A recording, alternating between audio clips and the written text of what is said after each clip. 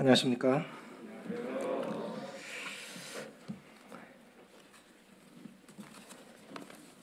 주님 때문에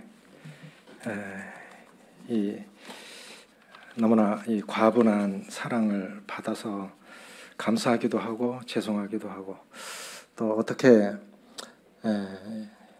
남은 삶을 주 앞에 드릴까도 고민해 보게 됩니다. 참 감사를 드립니다. 이사야 1장 3절 보시겠습니다.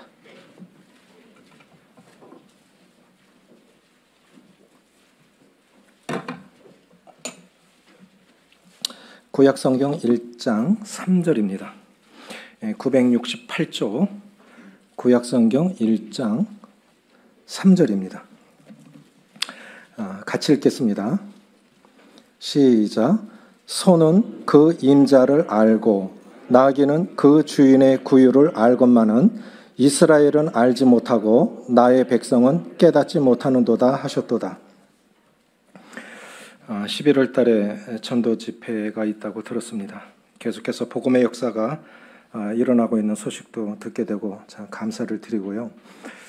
먼 데서 들려오는 좋은 소식은 여름 가물에 냉수 같으니라. 지역 교회에서 좋은 소식들이 들려오면 참 좋아요. 마음이 기쁩니다. 여호수아 6장에 보면 여호수아의 명성이 온 땅에 퍼지니라. 이 교회 소문이 참 잘 나야 되고 교회 간증이 잘 나오는 것, 성도들이 열심히 살았다고 하는 증거고 하나님의 은혜가 임하고 있다고 하는 증거인 것 같아서 참 감사가 되고 기쁨이 됐습니다. 첫 시간, 오늘의 첫 시간은 전도의 참된 의미와 중요성이라는 제목으로 말씀을 드리고자 합니다. 전도의 이 문자적인 의미는 길을 알려주는 것입니다. 제가 한번 서울에 이렇게 집회를 갔는데 차 가지고 가기가 조금 그래서 대중교통을 이용했는데 서울이 1000만이 넘는 대도시 아닙니까?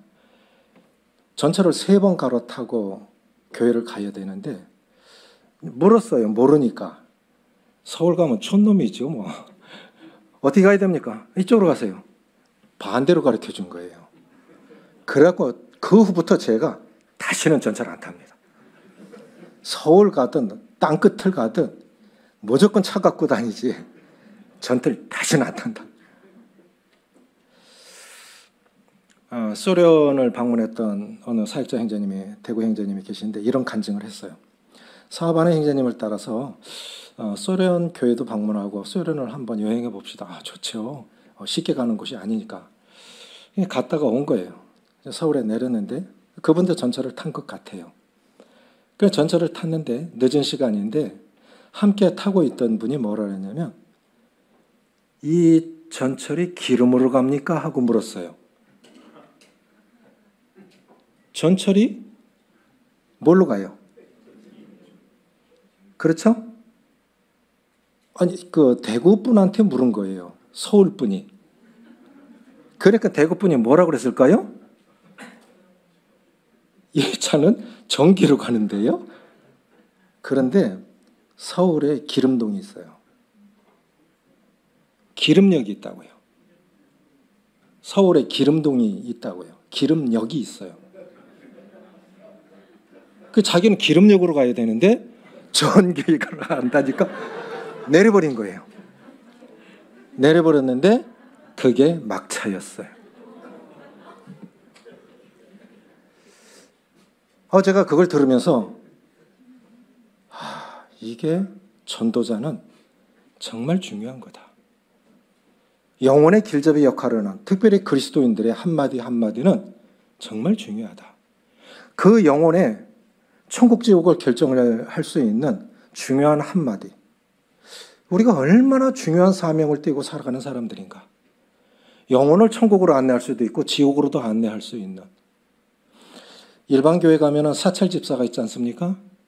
사찰 집사가 그날은 술을 잡수고 계셨나 봐. 근데 그날따라 영혼이 공고한 분이 문을 두드리는 거예요. 한밤중에. 누구십니까?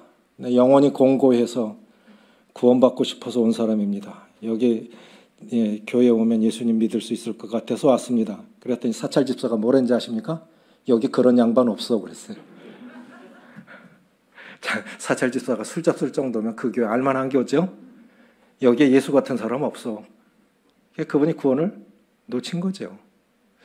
우리는 참 말로도 설교를 해야 되지만 삶으로 설교하기가 더 어려워요. 그게 관계 전도입니다. 전도는 전도의 문자적인 뜻은 길을 알려주는 것이고, 전도의 성경적인 의미가 뭐냐? 전도의 참된 의미는 따라해 보십시오. 관계의 회복. 3절 다시 읽습니다. 시작. 소는 그 임자를 알고 나귀는 그 주인의 구유를 알건만은 이스라엘은 알지 못하고 나의 백성은 깨닫지 못하는도다.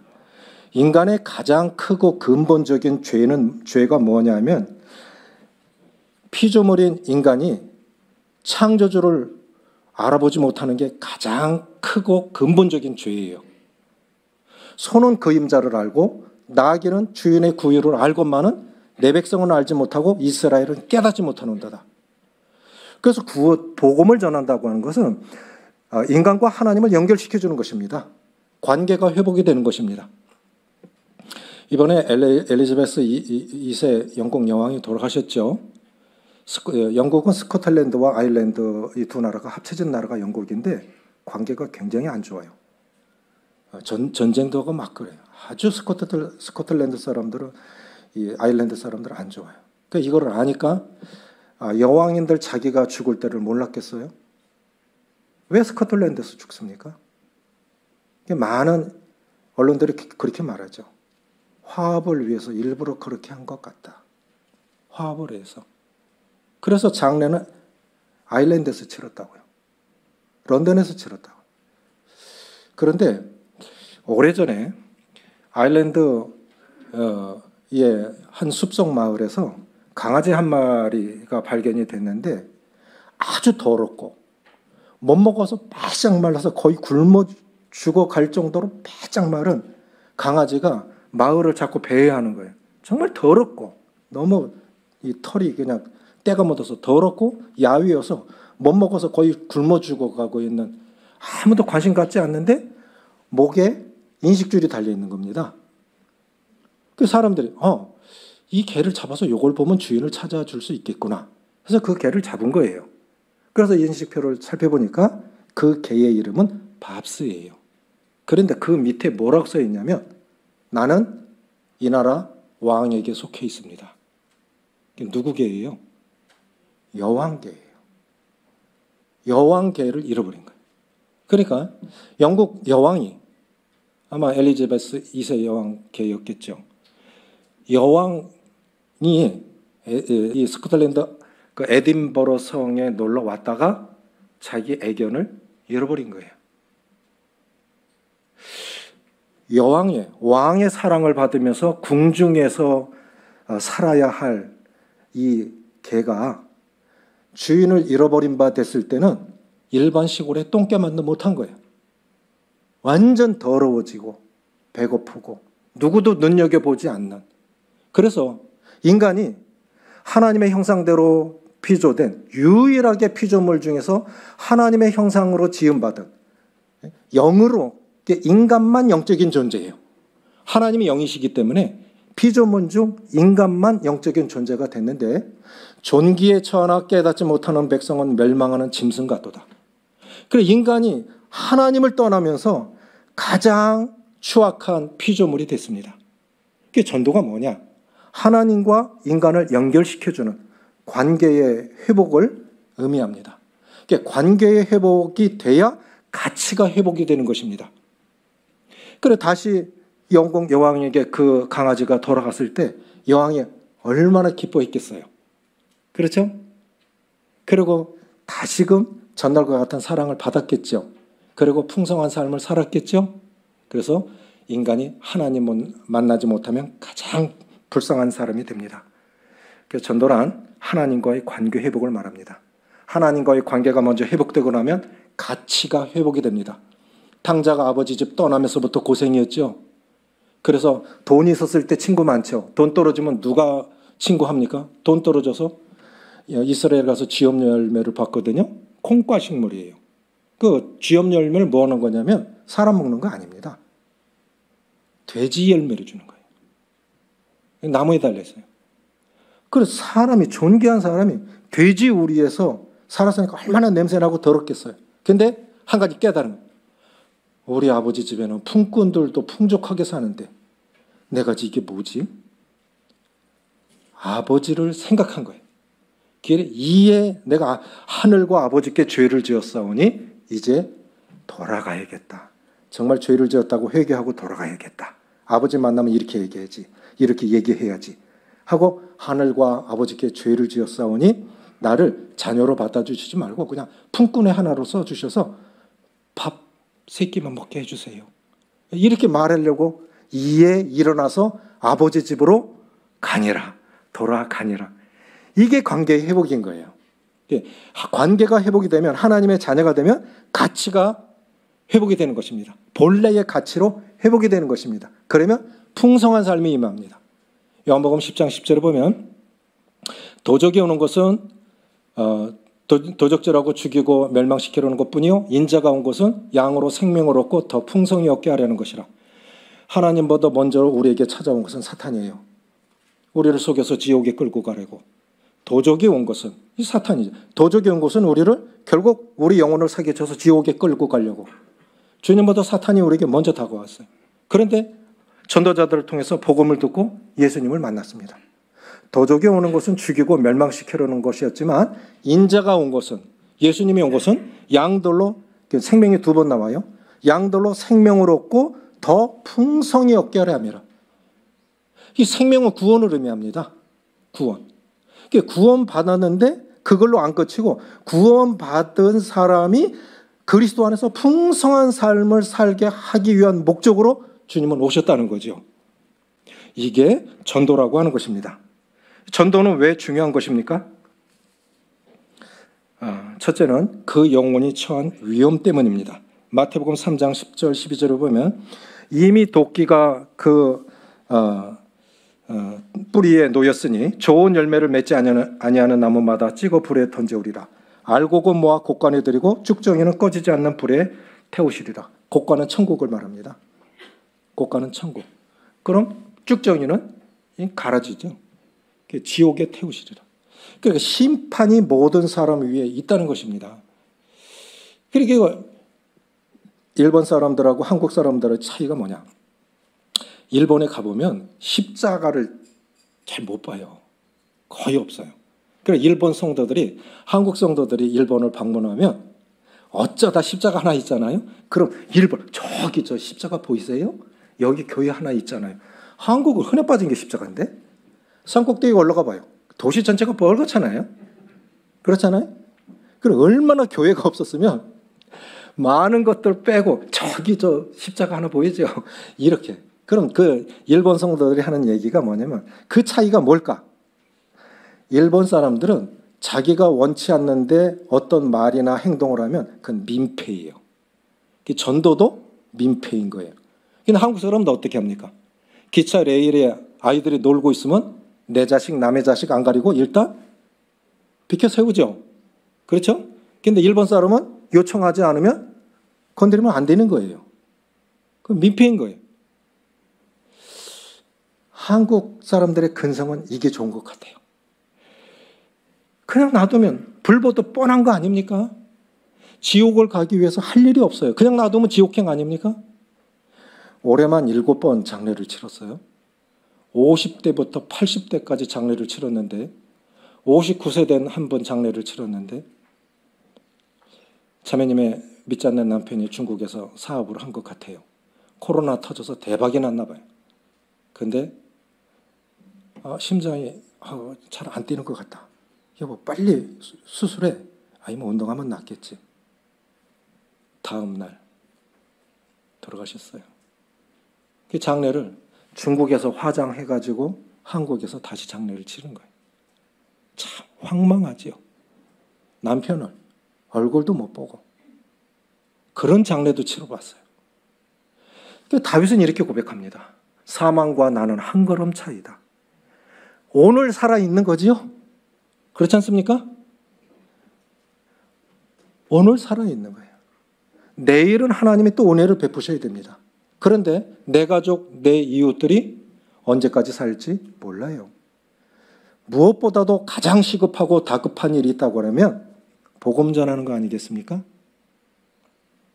그래서 전도의 중요성, 그 영혼이 처한 위험 때문에 그렇습니다. 전도서 8장 11절에 보면 악한 일의 징벌이 속히 실행되지 않으므로 인생들이 악을 행하기에 담대하도다.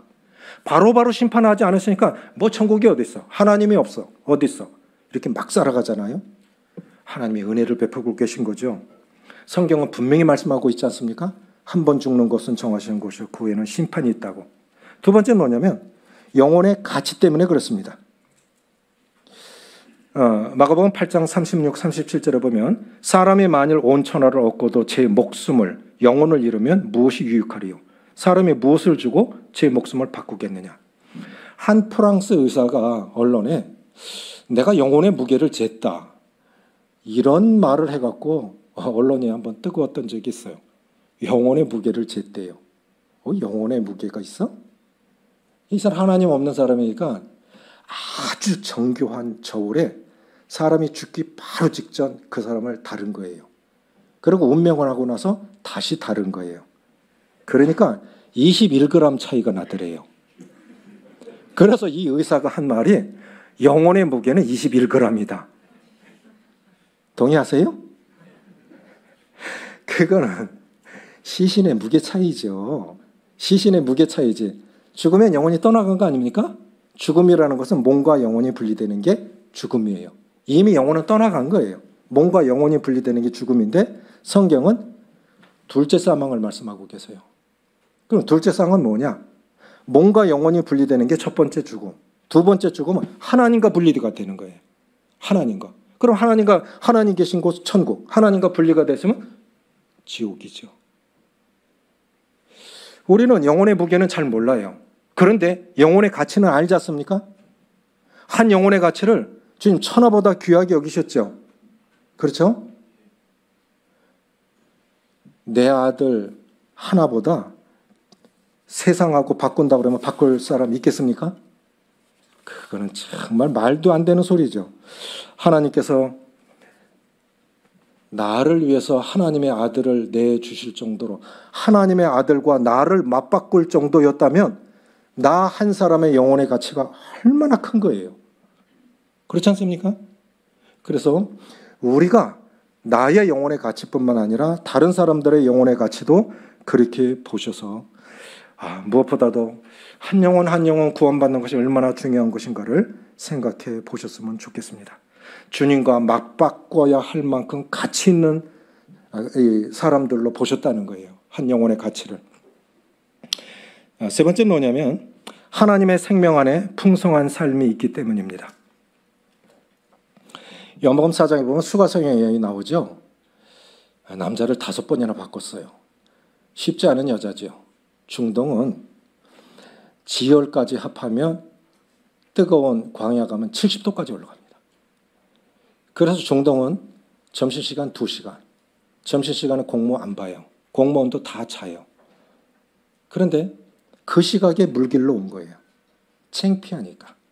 그런데 주님이 그 여인을 만나러 오셨어요. 물 달라 하죠. 내가 주는 물을 먹는 자는 영원히 목마르지 아니할 것이다. 이 물을 먹는 자마다 다시 목마르느니와 내가 주는 물을 먹는 자는 다시 목마르지 아니할 것이다. 당신은 두레박도 없잖아요. 당신 야곱보다 커요? 이게 야곱이 판 우물이에요. 수천 년 동안 우리가 이 물을 먹었는데 당신은 두레박도 없는데 당신이 나한테 줄 수 있는 물은 뭐예요? 우물이 이렇게 펌프하면 건수가 있고 샘물이 있어요. 제 고향이 용인인데 옛날에 지금처럼 이렇게 천공이 발달이 안 돼가지고 그냥 때려 박은 거예요. 그럼 어떻게 되냐면 물이 고여있는 낮은 데까지 밖에 못 들어갔어요. 지금은 안반을 뚫고 들어가거든요. 몇백 메다를 뚫고 들어가니까 굉장히 시원한 물이 나오고 끊이지가 않아요. 그런데 옛날에는 그냥 때려 박아서 얼마 못 들어간 거예요. 문제가 뭐냐면 겨울에 가뭄이 왔을 때 물 안 나와요. 고여있는 게 다 퍼올린 거예요. 물 안 나와요. 그럼 동네 우물에 가서 길어와야 돼요. 자, 세상이 주는 기쁨은 건수와 같다는 것입니다. 건수. 일정한 세상에도 잠깐의 기쁨이 있어요. 죄를 지어도 잠깐의 기쁨이 있습니다. 그런데 그거는 얼마 못 간다고 하는 거예요. 다 바닥나게 돼 있습니다.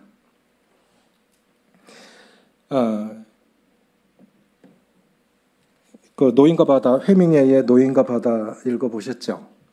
그렇죠? 저 그거 읽고 야, 이거 복음이다 라고 생각을 했어요. 그게 뭐냐면 노인이 소년과 함께 노젓는 배로다가 늘 고기 잡으러 갔는데 그날 소년이 일이 있어서 가정에 일이 있어서 못 갔어요. 노인이 혼자 바다에 나갑니다. 그런데 어마어마한 청색치가 잡혔어요. 굉장히 큰 청색치가 거의 그냥 자기 배만한 게 잡혔는데 정말 힘들게 잡아갖고 배 옆구리에 매갖고 가는데 상어가 피냄새 잘 맡잖아요. 상어가 와서 다 뜯어먹어 버렸어요. 자기는 안 뺏기려고. 노인이 무슨 힘이 있습니까? 살아남은 게 다행이죠. 밤새도록 상어하고 싸웠는데 결국 상어가 다 뜯어먹고 청색치 뼈다귀만 옆구리에 달고 항구로 와요. 아침에 동네 사람들이 보고 동네 사람들도 처음 보는 어마어마한 뼈다귀를 달고 온 거예요.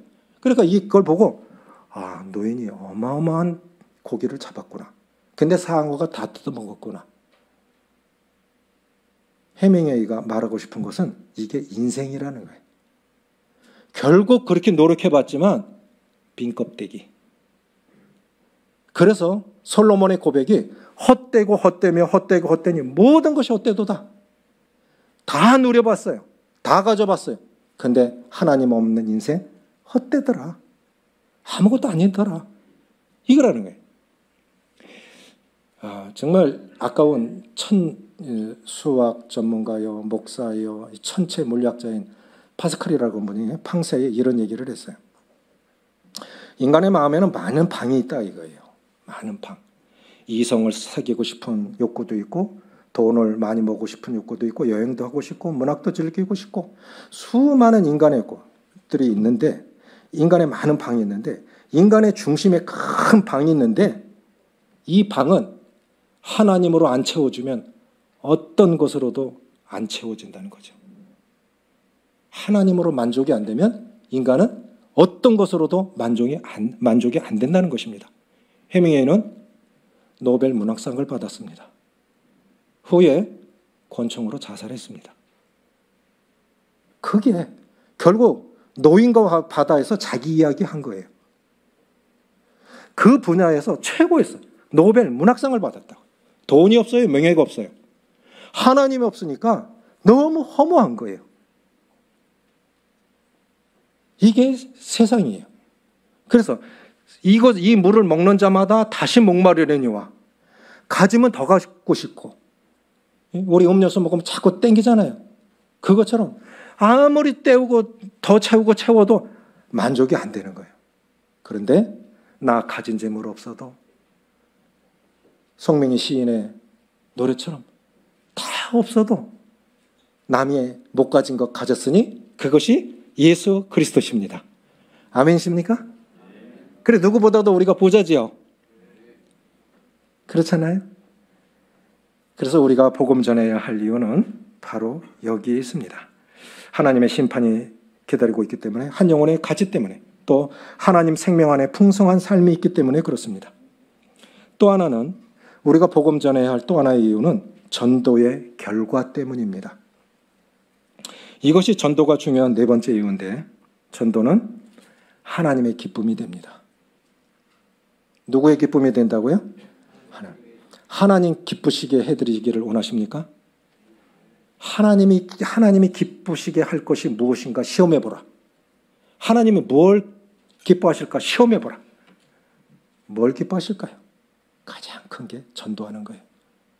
전도하는 거예요. 그 전도는 입으로도 할 수 있고 밥 사줄 수도 있고 기도해 줄 수도 있고 격려할 수도 있고 자기 은사와 재능을 가지고 다 참여할 수 있습니다.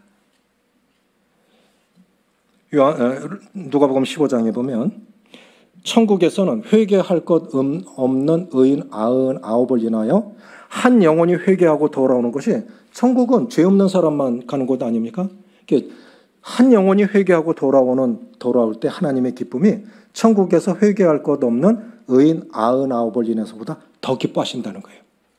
그러니까 우리도요, 하나님이 기뻐하시는 일을 할 때 우리도 기쁩니다. 아멘이십니까? 그 성도들의 얼굴 보면, 교회가 이 분위기 따끈따끈하고 이런 거 보면요, 복음 열심히 전하는 교회 따끈따끈해요. 웃음이 있어요. 가정에도 보면 아이가 태어나고 손자가 태어나고 하는 게, 아기가 하는 게 뭐가 있습니까? 뭐 먹고 똥 싸는 것밖에 없잖아요. 근데 애가 한번 싹 웃어주면 부모도 특별히 할아버지 할머니들은 바보가 되지요. 그렇죠? 누가 재롱을 피우냐면 손자 앞에서 할아버지가 재롱을 피워요. 저 손자가 넷인데 큰딸이 작년에 쌍둥이를 낳았어요. 이제 뭐 17개월, 18개월 됐는데, 제가 아이 앞에서 재롱 떠는 걸 보면, 내가 왜 이러지? 그래도 그 좋은 거예요. 그래도 좋은 거예요. 보고 싶고. 하나님을 기쁘시게 할 때 우리가 기쁩니다. 다른 어떤 걸로 기쁜 게 아니라 하나님이 기뻐하시는 일을 할 때 기쁩니다. 그래, 왜 복음 전해야 되냐? 전도의 결과 때문에 그래요. 그것이 하나님의 기쁨이 되기 때문에. 두 번째, 교회 성장의 방편이 됩니다. 교회는 어떻게 성장하는 것입니까? 전도해서 영혼을 낳는 거예요. 지난주 원주교회 갔는데 중국 형제가 있더라고요. 한족이. 그런데 놀란 게, 어제 어느 형님도 그러시던데, 중국 사람들이 새끼 먹은 지가 얼마 안 된대요. 새끼 먹은 지가. 예? 중국 가니까 곡식이 넘쳐나던데요. 17시간 기차를 타고, 침대 칸으로 17시간 기차를 타고 가는데, 우리는 1시간, KTX 타면 1시간 반이면 다 가잖아요. 4시간, 5시간을 타려는데도 산이 안 나와. 다 논이에요. 그게 중국이에요. 중국에서 중국 사람들이 하루에 우유 한 컵씩만 먹으면 세계가 어떻게 될까요? 한 가정에 한 달에 소고기 한 근씩만 더 먹으면 어떻게 될까요? 지구가 난리가 나요. 근데 그 형제가 뭐라 그러냐면, 중국은 요즘 애기 안 낳아요. 전에는 2명 낳으면 벌금을 냈는데 지금은 2명, 3명 낳아도 다 호적에 올라갑니다. 근데 애 안 낳아요. 난 놀랐어요. 애를 안 낳는데요. 그럼 지금은 어느 정도 숫자가 되고 규모가 되지만 시간 지나면 자연 소멸되는 것입니다. 그래서 교회 건강을 체크하려면 전도의 역사가, 복음의 역사가 어떻게 일어나고 있는가를 봐야 돼요. 그래서 교회가 성장하길 원하시죠? 하나님도 기대하시죠? 그러면 복음 전하십시오. 전도의 결과 세 번째는 뭐냐면 영원한 상급이 보장이 되기 때문입니다. 다니엘서 12장 3절에 보면, 지혜 있는 자는 궁창의 빛과 같이 빛날 것이요 많은 사람을 옳은 대로 돌아오게 한 자는 하늘의 별과 같이 영원토록 빛나리라. 이 땅의 스타들은 똥별이에요, 똥별. 그래서 늘 불안해요. 그래서 마약을 하는 거예요. 인기가 조금 있으면 금방 없어져요. 불안하니까 마약을 하는 거예요. 너무 불안하니까. 그런데 이 땅에서 영혼들 주님 앞으로 인도한 사람은 천국의 상급은 없어지지도 않아요. 그게 진짜 스타입니다. 하늘의 스타. 그런 영원한 이 상급이 보장되어 있습니다. 또 다른 이유에서 전도가 중요한 이유가 뭐냐면,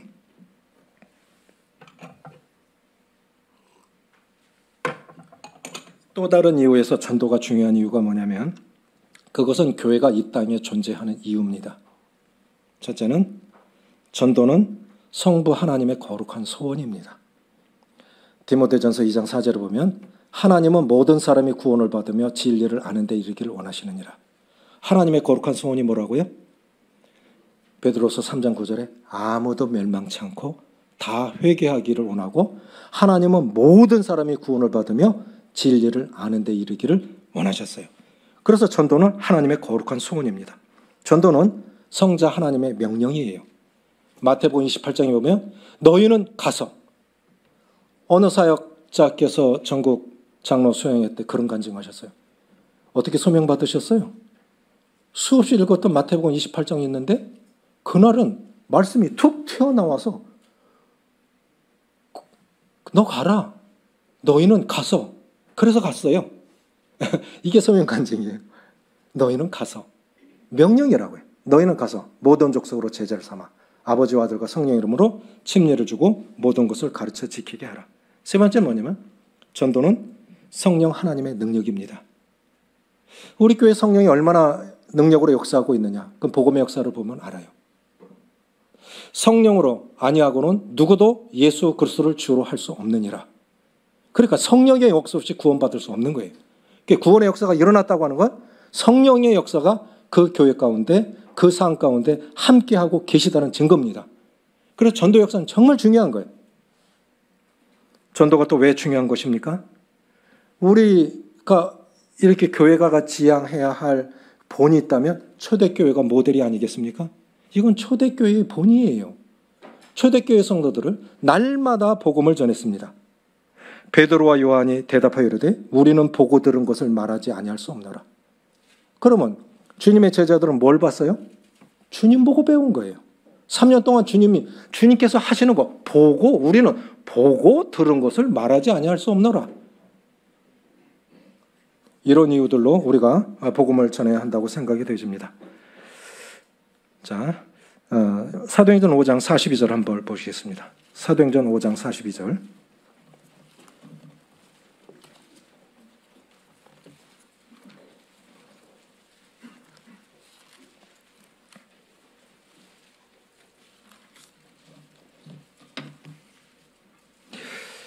신약성경 195쪽 같이 읽겠습니다. 시작. 그들이 날마다 성전에 있든지 집에 있든지 예수는 그리스도라고 가르치기와 전도하기를 그치지 아니하니라. 자, 한 단어 한 단어 한번 뜯어볼게요. 전도의 특징은 네 가지 특징이 있습니다. 처음으로 나오는 것이 저희가. 이것은 개개인의 책임입니다. 누가요? 장로님이? 사역자가? 아니에요. 저희가. 이거는 개인적인 책임입니다. 그 다음에 날마다. 그러니까 일상적인 책임이에요. 특별한 전도 집회 때만 하는 것이 아니라 날마다 일상적인 책임입니다. 그래서 디모데후서 4장 2절에 때를 얻든지 못 얻든지 힘쓰라. 얼마 전에 저에게 자매님이 교통사고를 내서 차를 폐차시켰어요. 크게 났겠죠? 5분만 더 가면 집이에요. 근데 너무 졸린 거예요. 근데 세울 때도 마땅치 않고 그래서 5분만 더 가자 했는데 차버린 거예요. 가이드레일을 들이받고 차를 폐차시켰는데 별로 몸은 멀쩡한데 너무너무 아픈 거예요. 2주 동안 병원에 입원했는데 이 자매님은 완전한 전도자예요. 학교의 상담 교사인데 학생 됐어. 복음 전하고 그냥 만나면 복음 전해. 회장님 한번 와보세요. 그래 병원 갔더니 환자들이 이 자매님을 모르는 사람이 없어. 일본 여자하고 결혼했다가 이혼한 한 분에게 성경 사주고 지금도 복음을 전하고 있는데, 자, 일상의 책임입니다. 그런 병원에서 전해야 되죠. 그렇죠? 모든 것을 복음의 기회로 삼고 있는 거예요. 성전에 있든지 집에 있든지 상황과 장소에 구애받지 않고 그러니까 우리 때를 기다리다 놓칠 때 참 많죠. 성전에 있든지 집에 있든지. 그리고 전도의 네 번째 특징은 뭐냐면 성령의 충만이 요구됩니다. 사도행전 4장 8절과 13절에 보면 베드로가 성령이 충만하여 기탄 없이 말함을 보고, 학식이 없는 이 별로 배운 게 없는 무식한 베드로인데 누구에게 복음 전해요? 제사장들에게도 복음 전하잖아요. 로마 백부장에게도 전하지 않습니까? 저 사람은 나보다 많이 부자야. 저 사람 나보다 많이 배웠어. 그건 우리 주눅 들지요? 아니에요. 복음 앞에서는 담대해야 됩니다. 이 전도의 또 다른 특징은 이런 것들이 있는데, 전도의 또 다른 특징은 전도는, 따라해 봅시다. 전도는 생명운동이다. 나도 살고 가족도 살고 교회도 살고 민족도 사는 운동이 전도운동입니다. 복음 전할 때 살아있는 거예요. 두 번째는 뭐냐면 능력운동입니다. 흩어진 사람들이 두루 다니며 복음의 말씀을 전할세 그의 말하는 것을 쫓더라. 많은 사람에게 붙었던 더러운 귀신들이 크게 소리를 지르며 나가고 또 많은 중풍병자와 안진뱅이가 나오니. 이 귀신이 있다고 생각하세요? 귀신 신나라 까먹는 소리 하고 있네. 그런 분들 계세요? 저에게 종합병원, 자매님의 남편이 안 믿었을 때인데 지금 믿는데 종합병원이에요. 그래 큰 병원에 모시고 갔는데 이제 복도에 쭉 의자가 있어서 대기하고 있잖아요. 그 부분은 들어가고. 저는 귀신 들린 사람 하도 많이 만나고 귀신 추출도 해보고 했기 때문에 보면 알아요. 저 사람이 정신병자인지 악한 정이 들어갔는지 보면 알아요.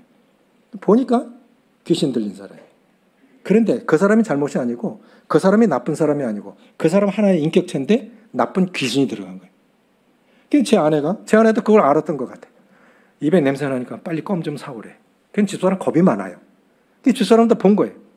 마주 앉아있는 덩치 큰 여자가 몇 살 된 딸아이를 데리고 앉아있는데 귀신 들린 거. 남들은 뭐 이상하다 그랬겠지만 우리는 귀신 들린 걸 알죠. 그리고 집사람이 무서워할 거 알고 빨리 가서 껌을 사왔는데 영계는 통해요. 악한 영은 하나님의 사람들을 금방 알아요. 근데 너무 미운 거예요. 저걸 갈아 마실까 어떻게 할까. 그런데 저 여자는 존귀한 피조물인데 저 속에 있는 귀신이 나쁘지 저 여자가 나쁜 게 아니라 어떻게 하지? 할 수 있는 방법이 욕을 할 수도 없고 쫙 째려봤어요. 그러더니 바로 반응이 와서 둘이 눈싸움이 붙은 거예요. 딱 그 여자도 나 딱 지나가는 사람들 보면 왜 저래? 둘이 왜 눈싸움하고 있어? 한참을 째려보고 있는데요. 권투 선수들이 권투하기 전에 뭐 해요? 눈싸움부터 해요. 거기서 지면 지는 거예요. 쫙 째려보는데 이 여자 입에서 나온 말이 뭔지 아십니까? 아무 말도 안 했어요. 말하면 안 되는 거죠. 그 째리만 보고 있는데 그 여자 입에서 그 어린 딸에게 이 가시나야 니나 내나 죽으면 이천도야. 그 속에 있는 귀신이 한 거예요. 주님이 이 땅에 오셨을 때 귀신이 먼저 알아봤지요. 우리를 무저강에 들어가게 하지 마소서. 그렇죠? 귀신이 먼저 알아봤어요. 그 귀신은 하나님의 사람들 알아봐요. 참 놀랐어요. 자기 입으로 자기 운명을 얘기한 거예요. 이 가시나야 니나 내나 죽으면 이천도야. 옆에 있는 사람은 저 사람 뭐 말한대? 우린 금방 알죠.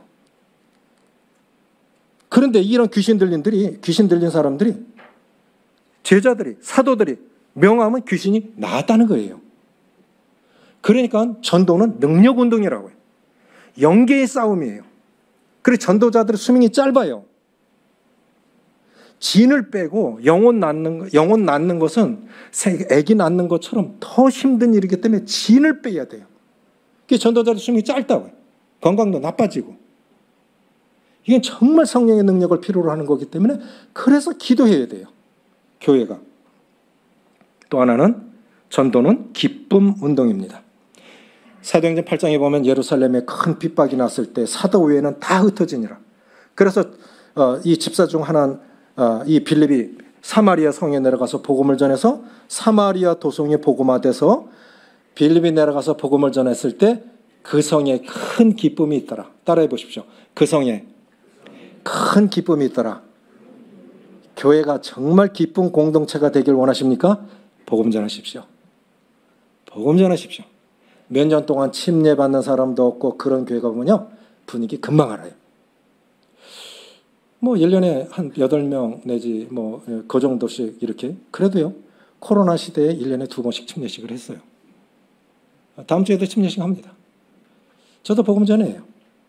그런데 침례식이 있고 영혼 구원받아야 교회가 기뻐요. 우리 천국 가는 것만으로는 안 기뻐요. 하나님이 기뻐하시는 일을 해야 기쁩니다. 그러면 주님은 어떻게 복음을 전하셨을까요? 찾지 않습니다. 마가복음 1장 35절 잘 아시죠? 새벽 5일의 미명에 예수께서 일어나 나가 한적한 곳으로 가서 거기서 기도하시니라.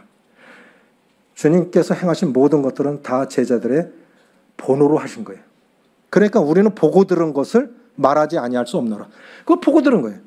옛날에 한 30년, 40년 전에는 사역자들 차 없었어요. 오토바이 탔습니다. 저도 오토바이 탔어요. 그래서 제가 사역하시는 이도마님 댁에 이도마님, 냉제 같이 가자. 오늘은 어디 복음 전하러. 오늘은 어디 신방. 그 이도마님 오토바이 뒤에 매달려서 가서 이렇게 형님 복음 전하시는 거 보면서 아 저렇게 전하는구나. 아 저렇게 전하. 아 말씀이 저렇게 되는 거네. 제가 보고 배운 대로 이도마님 하시는 대로 복음 전하고 설교도 복음 형님이 하셨던 대로 똑같이 안 하죠. 지금은 내게 됐지만 제가 설교를 하면 사람들이 이동만 형님처럼 전하네. 배운 게 그건데 본 게 그건데 여러분 복음 전하기 어렵다. 어떻게 전해야 되지? 장로님들 복음 전하시는 분들 따라다니세요. 그러면 금방 배워요. 공부해서 되는 게 아니고요. 복음 전하시는 분들 따라다니세요. 보고 들은 대로 하게 돼 있습니다. 그래서 주님의 전도 방법 첫 번째는 뭐냐면 기도의 능력을 힘입는 전도였습니다. 새벽 미명에 한적한 곳에 가서 기도하시니라. 그래서 설교의 능력을 맛보기 전에 먼저 기도의 능력을 경험해야 됩니다. 전도의 능력을 경험하기 전에 먼저 기도의 능력을 경험해야 됩니다. 어느 분이 그러셨어요. 너무 바쁘다. 그러면 우리는 어떻게 해야 돼요? 만사 제껴주고 뛰어가야 되죠. 그런데 경건하는 분들은 그렇게 안 해요. 너무 바쁘다. 그러니까 기도해야 된다. 너무 바쁘다. 그러니까 기도해야 된다. 주님이 뜻이 아닐 수도 있고 주님의 인도를 못 받을 수도 있고 성령의 인도함을 받지 못할 수도 있으니까 너무 바쁘다. 그러니까 기도해야 된다. 주님의 전도 첫 번째 방법은 기도하신 거예요. 두 번째는 뭐냐면 계획적인 전도였습니다.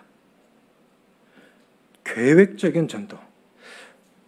마가복음 1장 37절 38절을 보면 제자들이 이제 기도하시는 주님은 어느 장소에서 기도하시는 걸 아니까 찾아온 거예요. 그래서 뭐라 그러냐면 모든 사람이 주를 찾나이다. 그러니까 이르시되 우리가 다른 가까운 마을들로 가자. 거기서도 전도하리니 내가 이를 위하여 왔노라. 거기 가버나움입니다. 가버나움. 그러니까 예수님 아침에 기도하시면서 하나님께 어느 곳으로 가야 될까요? 누구에게 전해야 될까요? 그걸 물으신 거예요. 사람들이 주님을 찾는데요. 근데 그거 놔두고도 다른 마을로 가자. 어떻게 이런 결단을 하실 수 있었을까? 아, 가버나움은 이 정도면 됐다. 한 번도 복음 못 들은 마을들로 가자. 다른 마을로 가자. 이게 기도 가운데서 계획이 세워진 거예요. 우리 교회는 어떻게 방향을 잡고 계십니까? 벌써 오래됐습니다. 한 20년 전에 어떻게 하면 복음 전할 수 있을까? 운동장으로 가자. 거기 중학생들이 자기끼리 축구를 하고 있으니까 우리하고 붙자. 그래서 그 중학교 2학년 애들하고 계속 축구를 하고 유니폼을 사주고 처음에는 축구만 하다가 국수 삶아줄게 우리 교회 갈래? 그리고 와요. 교회 처음 오니까 어떻게 할 줄을 몰라. 그냥 탁구대가 있거든요. 그래서 저희 교회 행정이 탁구 아주 잘 쳐요. 탁구 가르치니까 너무너무 좋아요. 깡패 형제님이 있었어요. 유명한 깡패가 구원을 받고 변화되니까 누워서 80kg를 들 정도면 어떤 사람이겠어요. 그래서 그 형제 별명이 땡크예요. 그 형제한테 붙은 거예요. 너무 멋있어. 변화된 삶이 너무 멋있어. 그래갖고 한 10명 가까이 침례받았죠. 그러고 나서는 땡이야. 그냥 믿는 가정 자녀들 외에는 지금은 영혼들 데리고 오려면 부모에게 허락받지 않으면 걸려요. 캠퍼스에서 복음 전하면 걸려요. 대학교 조례에 걸려요. 이런 시대인데 어렵겠죠. 그래서 다시 하자 해서 초등학교 아이들 주일마다 같이 축구하고 풋살하고 해 먹이고 지금은 복음 전한 지 손차인자님이 전하고 계신데 벌써 한 달이 넘었어요. 그리고 처음에는 먹으러 왔다, 놀러 왔다. 진짜 복음을 전하니까 반 떨어져 나가더라고. 반이 남은 거죠. 근데 걔들은 너무 좋아하는 거야. 교회를 좋아하고 복음을 전하고. 지금 어떤 계획이 필요할까요? 저는 지금은 이 시대는 문화적으로 접근해야 된다고 생각이 되져요. 문화적으로. 대구의 중앙교회 일반교회가 있는데 교육관이 있어요. 굉장히 큰 교회입니다. 그런데 외국에서 이걸 연구해 갖고 온 분이 그걸 접목을 했는데 카페를 운영을 합니다. 아주 좋은 카페를. 그래서 카페 운영해 가지고 이익금을 가지고 주변에 장학금을 나눠줘요. 그리고 뭐 영어를 가르쳐주고 악기를 가르쳐주고 아마추어 수준이 아니라 프로 수준의 사람들이 이거를 해요. 변호사가 있죠. 무료로 상담해줘요. 그래서 사람들이 그게 좋아서 오는 거예요. 오다 보니 예수님 믿는 거예요. 우리가 할 수 있는 것으로 이제는 문화적으로 접근하셔야 할 때가 되지 않았나 그렇게 생각이 되어집니다. 그래서 예수님의 전도 방법은 기도의 능력을 힘입는 전도였고 계획적인 전도였고 그리고 제자들을 함께 기르는 전도 훈련이었습니다. 내가 잘하는 것도 중요하지만 더 중요한 건 나 같은 사람을 또 만들어내는 게 더 중요한 거예요. 사역을 계승할 수 있는 사람을 만들어내는 게 이게 더 중요한 것입니다. 내가 잘하는 것도 중요하지만 다른 사람이 그 일을 더 잘할 수 있도록 돕는 것이 더 중요한 거예요. 명절의 교회는 그 일을 잘하셨고 앞으로도 더 잘하시리라고 생각이 되집니다. 3년 동안 주님을 따라다녔던 제자들 무엇을 보고 배웠을까요? 그 고백이 우리는 보고 들은 것을 말하지 아니할 수 없노라. 그 3년이 그들을 전도자로 만들었던 것입니다.